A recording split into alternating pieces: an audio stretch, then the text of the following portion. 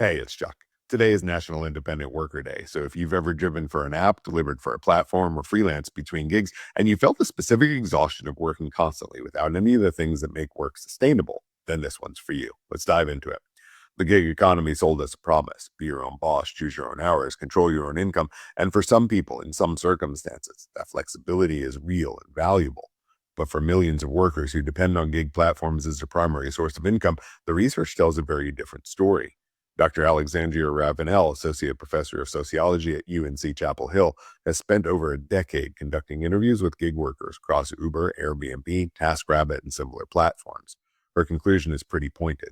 The gig economy isn't a new model of work, it's just a movement forward to the past, a return to pre-labor protection conditions that workers and unions spent the better part of the 20th century fighting to dismantle.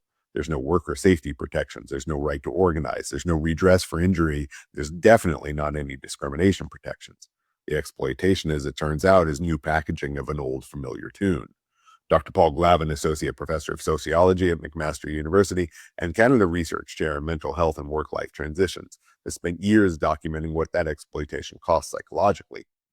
56% of gig workers report a negative impact on their mental health from platform work.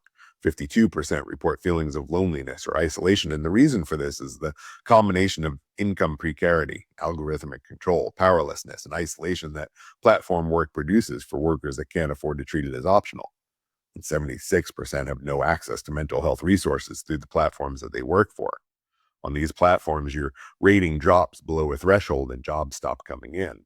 You decline too many requests and you get penalized. You get deactivated without warning, without explanation, without appeal, and your income disappears literally overnight with no recourse. The app calls you an independent contractor, which means none of the legal protections that apply to employees apply to you. You're independent in the sense that you bear all of the risk. You're not independent in any sense that gives you actual power over your own work. As I said, today is National Independent Workers Day. So if you're one of those workers, your labor is real, your stress is documented, and the system that produced it, well, it was designed that way on purpose. If you're a person who utilizes these services, don't be one of the people that they have to take bullshit from. Either tip them well and give them 5 stars for the services that make your life easier, or get off your asses and go get your shit yourself. I'm Chuck, the Bald Therapist. Work on you. Take no bullshit, especially from them. Remember that you matter. Thank you, gig workers, for all that you do, and have a gentle rest of your day.